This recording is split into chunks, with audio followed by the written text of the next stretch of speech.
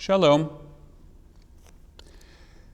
Today I'm going to speak to you and give a message of hope in challenging times. A message of hope in challenging times. It's no secret that we're in the midst of a very challenging time. Where can we find some comfort and some inspiration? Today I will begin sharing a series of 3 messages, one per week, all devoted to the Bible's 5th book, the book of Deuteronomy, the book that is being read throughout the world in synagogues at this time of year. We will see that the book is not only interesting, it is also timely and relevant. It speaks to all ages, of course, and we will see how it speaks to us in our predicament today. That is because at the most fundamental level, the book of Deuteronomy is about adaptation to loss, and it's about renewal. Throughout the centuries, there have been 2 basic ways of understanding this book. The first way was the older interpretation, and it goes all the way back to when Deuteronomy was first made known, and it continued up to the beginning of the 19th century. This is a straightforward approach. It takes its cue from the opening words of the book. These are the speeches given by Moshe to the children of Israel before he died. In this reading, the book is a series of homilies and a restatement of the laws of the earlier books of Moses, presented by the elderly leader to the rising generation of Israelites.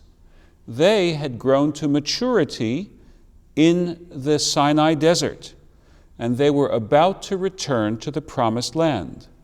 Moses wanted to help them prosper in the land and to be able to endure there.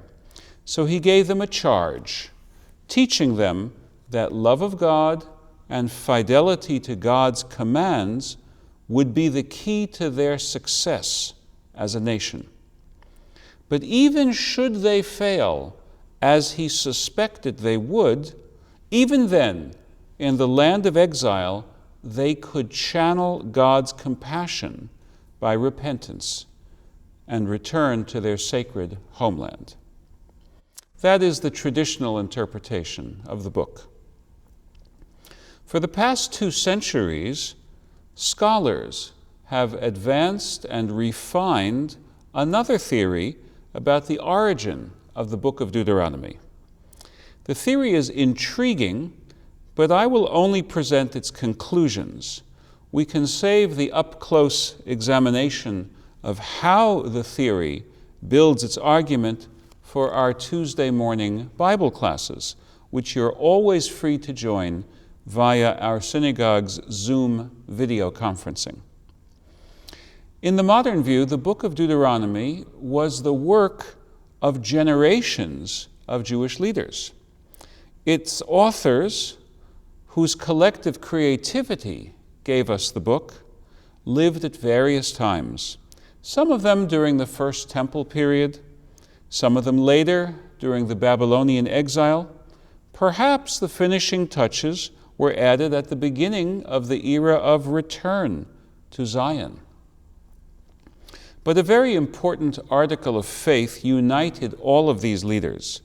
They believed and they preached an idea that was unpopular at first, but that gradually grew to become the consensus of all who professed the Jewish way.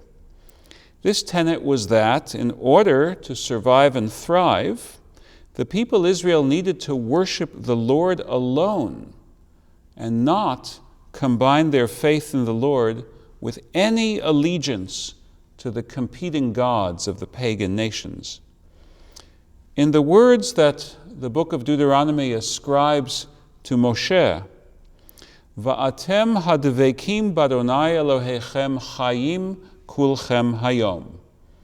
Those who fell away from the worship of God died in the wilderness, but you who cleave to God, you are all here today.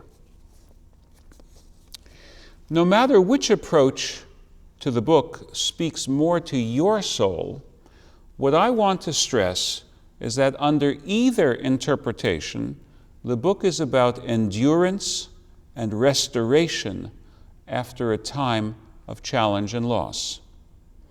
Under the traditional view, Moses is talking to a young cohort of Israelites. They had witnessed their parents' generation pass from the scene. The older ones did not live to enter the promised land because they had failed to trust that as a free nation under God, they could face all the challenges of possessing the land of Canaan.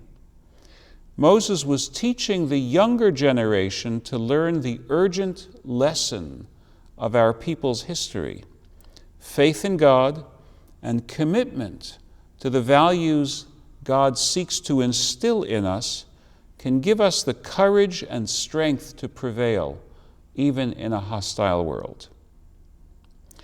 The modern scholarly view can also be a message of hope in challenging times. If we accept the conclusions of this interpretation, we see the authors of Deuteronomy at work throughout the hard times of our early history. Some of them witnessed the destruction of the temple, but they did not give in to despair.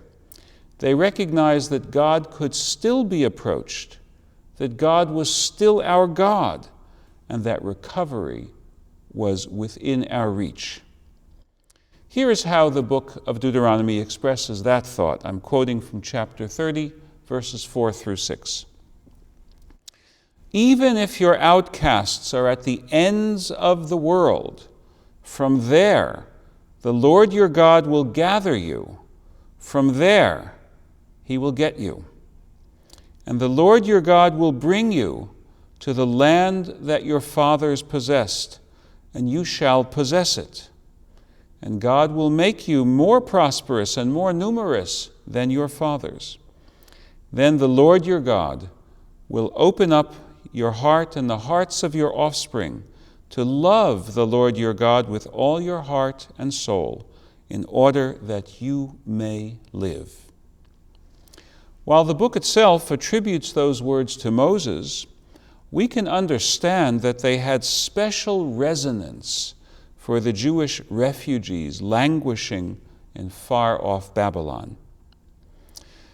Ultimately, theories about books are interesting, but learning the lessons of those books is more important. One of the key messages of the book of Deuteronomy for us today is to learn the right lessons from the bad times that have befallen us. These lessons are godly ones that we need to respond to loss with community rather than contrariness, with altruism rather than apathy, with kindness rather than cruelty. Again, Shalom.